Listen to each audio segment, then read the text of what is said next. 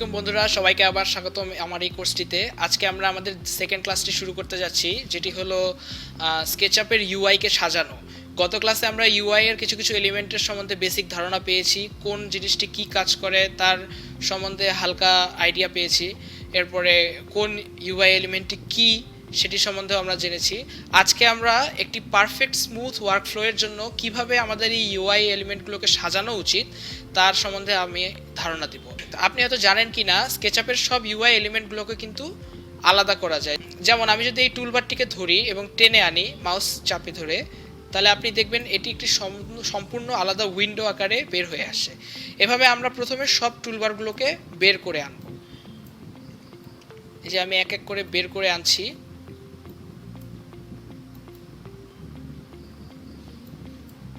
বের করে আনার জন্য আপনার এই টুলবারটির ঠিক বাম সাইডে ডট ডট করা একটি লাইনস রয়েছে, সেটির উপর মাউস নিয়ে আসার পর একটি অ্যারো চিহ্নর মতো আসবে, সেটি ধরে সেটির উপর ক্লিক করে চিপে ধরে আপনাকে এটি টানে আনতে হবে।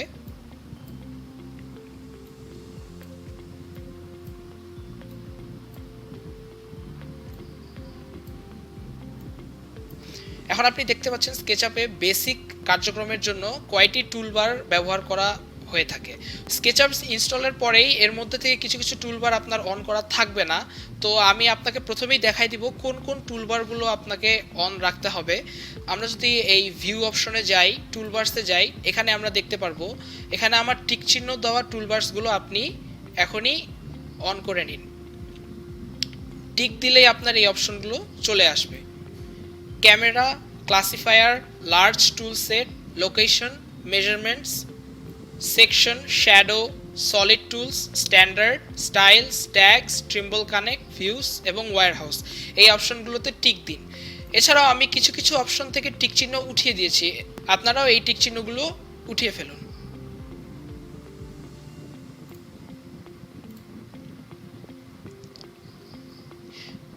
ঠিক আছে, আমরা এখন শুরু করি।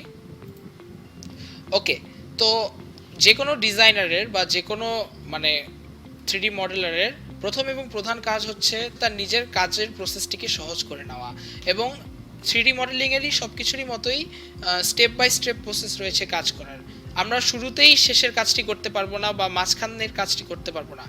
আর এই স্টেপ বাই স্টেপ প্রসেসের জন্য আপনার টুলবারগুলোকেও সেই রকম একটি প্যাটার্ন ফলো করে সাজাতে হবে। তাই আমরা শুরুতেই ফাইলসের যেই টুলবারটি রয়েছে সেটিকে এক কোণায় রাখব। তো টুলবারগুলোকে সাজানোর জন্য প্রথমে আপনাকে এই নীল অংশটিতে ক্লিক করতে হবে, এরপর চাপে ধরে আপনাকে সেই জায়গায় নিয়ে যেতে হবে যেখানে আপনি টুলবারটিকে বসাতে চান। টুলবারটিকে তিন জায়গায় বসানো যায়, একটি হলো সাইডে, উপরে এবং নিচে। আপনার সুবিধা মতো এটি বসান, কিন্তু আপনার এই ফাইলস অর্থাৎ এই যে স্ট্যান্ডার্ড টুলবারটি যেন সবার আগে থাকে।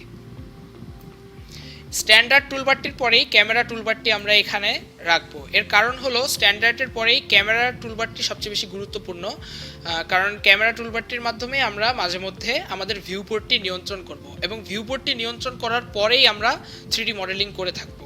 কোনো অবজেক্টকে তৈরি বা এডিট করতে হলে প্রথমে সেই অবজেক্টটার চারদিক থেকে ভালো ভিউ আমাদেরকে পেতে হবে। তাই এই ক্যামেরা টুলটি আমাদের সেকেন্ড অপশন হিসেবেই থাকা উচিত। ক্যামেরা টুলবারের পরেই আমরা আসবো স্টাইলসে। স্টাইলস হলো আপনার প্রজেক্টকে বিভিন্নভাবে দেখা, অর্থাৎ আপনার প্রজেক্টের যে বিভিন্ন এলিমেন্টস আছে সেগুলোকে হাইলাইট করে দেখার জন্য এই স্টাইলস ফাংশনটি অনেক বেশি গুরুত্বপূর্ণ।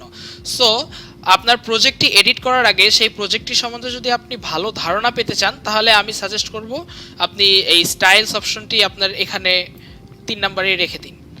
এরপরে আমরা আসবো ক্লাসিফায়ারে। ক্লাসিফায়ার টুলটির মাধ্যমে আপনি বিভিন্ন অবজেক্টকে ক্লাসিফাই করতে পারবেন, ট্যাগড করতে পারবেন। তাই এটি অনেক বেশি গুরুত্বপূর্ণ এবং এটি তাই আমরা 4 নম্বরে রাখবো। 4 নম্বর থেকে 5 নম্বরে আমরা রাখবো লোকেশন টুলবারটি। আপনি যখন স্কেচআপে কোনো থ্রিডি মডেলিং করবেন, লোকেশন টুলবারটি আপনাকে সাহায্য করবে আসলে সাইট সম্বন্ধে ভালো ধারণা পেতে বা আপনার সাইটকে রিয়েল লাইফ সাইটকে স্কেচআপে ইম্পোর্ট করতে। আর্কিটেক্টদের জন্য এটি অনেক বেশি গুরুত্বপূর্ণ, কারণ সাইট ছাড়া তারা থ্রিডি মডেলিংয়ে প্রোগ্রেস করতে পারবে না। তাই আমরা লোকেশন টুলবারটি এখানে আগে রাখলাম।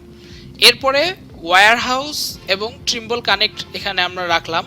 কারণ আমাদেরকে সচরাচর 3D মডেলিংয়ের আগেই বিভিন্ন ধরনের অ্যাসেট ইন্টারনেট থেকে ডাউনলোড বা আপলোড করতে হবে। অ্যাসেট বলতে আমরা অন্যদের তৈরি করা মডেলের কথা বুঝি, যেগুলো আমরা আমাদের প্রজেক্টে ব্যবহার করে থাকবো। সো এই অ্যাসেট আদান প্রদানের কাজটি আমাদেরকে অবশ্যই 3D মডেলিংয়ের পাশাপাশি আলাদাভাবে করতে হবে, কারণ ওই অ্যাসেটগুলো আমরা বানাবো না, তাই এগুলোকে আমরা এদিকে আলাদাভাবে রাখবো। লার্জ টুল সেটটিকে আমরা সবসময় একটি আলাদা প্রায়োরিটি দেব এবং এর আশেপাশে আমরা অন্য কোনো টুলস রাখবো না। তাই আমি সাজেস্ট করব লার্জ টুল সেটটিকে বামে রাখতে, তাহলে হাতের কাছেই আপনার সব টুলসগুলো থাকবে যেগুলো ব্যবহার করে আপনি স্কেচআপে কাজ করবেন। এরপরে শ্যাডোজ টুলবারটিকে আমরা এটার নিচেই রাখবো। এটি খুব গুরুত্বপূর্ণ, কারণ শ্যাডোজ টুলবারটি আমরা ঘন ঘন ব্যবহার করে থাকবো। ঠিক ভিউজের মতো আমরা এই ভিউজ টুলবারটিও অনেকবার ব্যবহার করে থাকবো, স্পেশালি যারা আর্কিটেকচারের ব্যাকগ্রাউন্ডের তাদের জন্য এই ভিউজ এবং সেকশনস টুলবারটি অনেক বেশি প্রয়োজন হবে। আর তাই এই টুলবার দুটি তাদেরকে এখানে হাতের কাছেই নিচে রাখতে হবে। এরপরে থাকবে ট্যাক্সটা তত বেশি গুরুত্বপূর্ণ নয়, তাও এটি এখানে রাখা জরুরি। আর সলিড টুলসটি এখানে রাখা দরকার, কারণ যারা মেকানিক্যাল এবং অন্যান্য কাজে 3D মডেলিং ব্যবহার করবেন তাদের জন্য এটি অতি জরুরি। এবং ডিফল্ট ট্রেটিকে আমরা ডান দিকে রাখবো, আর এখানে বাকি সব অপশনগুলো তো সাজিয়ে দেওয়াই রয়েছে। তো এভাবে আশা করি আপনি আমার এই ইনস্ট্রাকশনগুলো ফলো করে আপনার স্কেচআপের ওয়ার্ক স্টেশনটিকে সাজিয়ে নিয়েছেন। এভাবে আপনার কাজ করতে অনেক সুবিধা হবে এবং হাতের কাছেই সব অপশনগুলো পেয়ে যাবেন। এখন আমরা তাহলে আমাদের পরের ভিডিওতে চলে যেতে পারি, যেখানে আমরা অ্যাকচুয়ালি আমাদের কোর্সের কাজগুলো শুরু করে দিতে পারি, কারণ আমরা আমাদের সব সফটওয়্যারটিকে অলরেডি সাজিয়ে নিয়েছি। তো ঠিক আছে বন্ধুরা, আসসালামু আলাইকুম। আপনার সাথে আবার দেখা হবে নেক্সট ভিডিওতে।